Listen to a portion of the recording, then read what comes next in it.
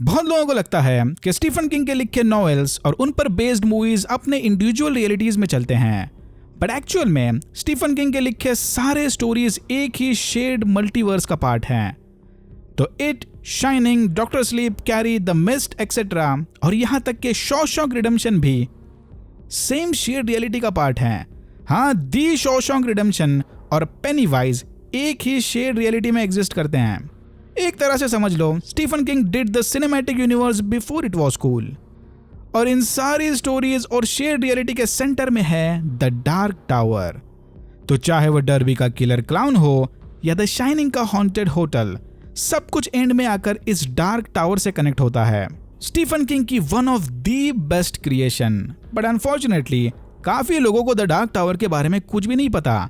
मैंने भी 10 साल पहले ऐसे ही रैंडमली इसकी ऑडियो बुक सुनी थी एंड आई गॉट हुक्ड। वाकई में अनफॉर्चुनेट बात है कि इस पर जो मूवी बनी थी वो भी काफी फुद्दू सी थी। मानो ये dark tower Stephen King universe के बैकबोन की तरह है। स्टार वॉर्स के टर्म में बात करें तो dark tower is like the balance between the force, अच्छे और बुरे के बीच का बैलेंस। स्टीफन किंग की बनाई हॉरर यूनिवर्स बहुत ही ज्यादा वास्ट है, but welcome to the Derry देखने से पहले आपको उतना डिटेल में जाने की जरूरत नहीं है। पहले शुरू करते हैं डेरी टाउन से। ऊपर से डेरी अमेरिका के बाकी स्मॉल टाउन की तरह ही आम और नॉर्मल टाइप का लगता है। पीसफुल जिंदगी, हैप्पी फेसेस, केयरिंग नेबर्स और खूबसूरत एनवायरनमेंट। बट हर 27 साल में एक बार यहाँ भयानक हादसे होते हैं। डेरी का वाइब पूरी तरह से चेंज होकर हॉन्टेड टाउन में बदल जाता है। छोटे बच्चों का गायब होना, अजीब पैरानॉर्मल एक्टिविटीज, ढेर सारा खून खराबा और इन जनरल सबके अंदर एक तरह से एक डिप्रेस्ड फीलिंग का जागना। तो इन सब के बावजूद भी डेरी के लोग टाउन को छोड़कर क्यों नहीं जाते? क्योंकि अपना काम पूरा होने के बाद इस टाउन में रह रही इविल एंटिटी सबके मेमोरीज मिटा देती है। किसी को याद नहीं रहता कि इधर क्या चल रहा था। तो खून खराबा, मेमोरी वाइप, 27 साल का ब्रेक, फिर से खून खराबा, बच्चों का गायब होना, मेमोरी वाइप और इसी तरह से ये साइकिल रिपीट मोड में चलती जाती है। बट 27 साल ही क्यों? क्योंकि डेरी टाउन के जमीन में रहने वाली वो entity AKA penny-wise AKA it अपनी भूख मिटाने हर 27 साल में जागता है। लाखों साल पहले ये एंटिटी अपने डार्क डायमेंशन से अर्थ पर लैंड हुई थी। धीरे धीरे ह्यूमन सिविलाइजेशन बढ़ने लगी और इट की लैंडिंग साइट पर डेरी टाउन बन गया। यह एंटिटी इंसानों के डर यानी फियर और लाइफ एनर्जी को खाती है। बीच बीच में मजे के लिए पेनीवाइज ह्यूमंस और बच्चों के बॉडीज भी चबा जाता है, बट मेनली इसके एनर्जी का सोर्स है फियर। तो बरसों तक जमीन के नीचे दबे रहने के बाद ह्यूमंस ने खुद चलते हुए आकर इसके ऊपर अपना बुफे लगा दिया। पेनीवाइज एक शेप शिफ्टिंग मॉन्स्टर है। अब क्योंकि बच्चों को डरावने क्लाउन से ज्यादा डर लगता है, इसीलिए यह उनके सामने इविल क्लाउन का भेष लेता है।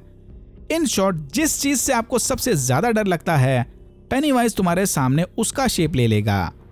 तुमको डराकर खाने से पहले और थोड़ा फ्लेवर ऐड करने। अब बड़ों से ज्यादा बच्चों को डराना आसान काम है, इसीलिए पेनीवाइज का मेन टारगेट डेरी के बच्चे होते हैं। बट इसका मतलब ये नहीं कि टाउन के अडल्ट सेफ हैं। अपने फीडिंग साइकिल के वक्त पेनीवाइज टाउन के सारे लोगों के दिमाग पर कंट्रोल करता है। इसीलिए यहाँ के लोग मिसिंग चिल्ड्रन रिपोर्ट्स और भयानक पैरानॉर्मल हादसों को पूरी तरह से इग्नोर कर देते हैं कि जैसे ये तो बड़ी आम बात है।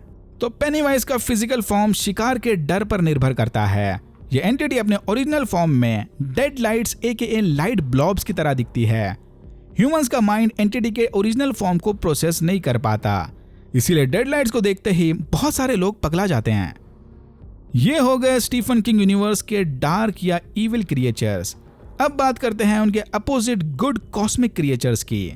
सबसे बड़ा एग्जाम्पल मैटोरिन द टर्टल। इस केस में पेनीवाइज का आर्च एनिमी। कहा जाता है कि मैटोरिन आराम से स्पेस में पीसफुली घूमता रहता है। इसी के उल्टी करने से, वॉमिट करने से हमारी यूनिवर्स वजूद में आई थी। तो जहां penny-wise AKA it fear, chaos और तबाही का प्रतीक है, वहीं मैटोरिन द टर्टल पीस, क्रिएशन और विजडम की निशानी है, एक दूसरे के इक्वल अपोजिट। लेकिन पेनीवाइज की तरह मैटोरिन खुद दुनिया के मसलों में डायरेक्टली इन्वॉल्व नहीं होता, बल्कि इनडायरेक्टली उन लोगों की मदद करता है जो साथ मिलकर बहादुरी से अच्छाई का साथ देते हैं। जैसे इट मूवीज का लूजर्स क्लब। इट और मैटोरिन दोनों ही मैक्रोवर्स डायमेंशन से आए हैं, महाशक्तिशाली कॉस्मिक बीइंग्स का डायमेंशन। तो हमारे यूनिवर्स के बनने से पहले गुड और इविल की शुरुआत मैक्रोवर्स से हुई थी, और अगेन इनके सेंटर में है द डार्क टावर, एक बैलेंस की तरह। अगर डार्क टावर गिर गया तो सारी रियलिटी ब्रेक हो जाएगी और वॉइड डायमेंशन एके टोडाश डार्कनेस में रहने वाले क्रिएचर्स सारे यूनिवर्स को खा जाएंगे। तो शेड मल्टीवर्स जहां ह्यूमंस रह रहे हैं, मैक्रोवर्स जहां से इट और मैटोरिन आए हैं, और टोडाश डार्कनेस यानी इन्फिनिट डार्क वॉइड डायमेंशन जहां के क्रिएचर्स रियलिटी ब्रेक होने का वेट कर रहे हैं। मल्टीवर्स में ट्रैवल करते वक्त टोडाश डार्कनेस से गुजरना पड़ता है, तो एवरीथिंग इज कनेक्टेड। ये हो गया मल्टीवर्स और डायमेंशंस। अब बात करते हैं द शाइनिंग की।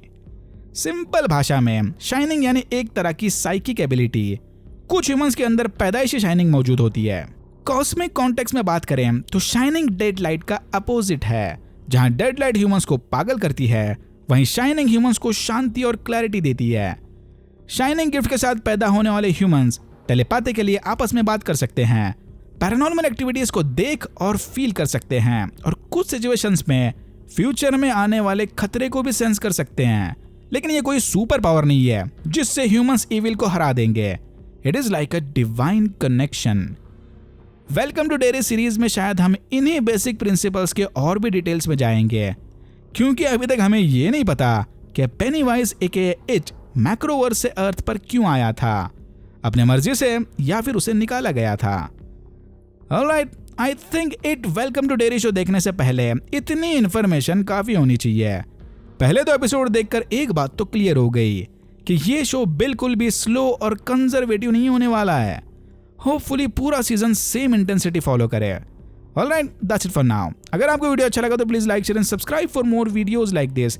मैंने ऐसे और भी वीडियोस बनाए जिनके लिंक्स आपको डिस्क्रिप्शन बॉक्स में मिल जाएंगे। Thank you very much for watching and I am hoping to see you in my next one.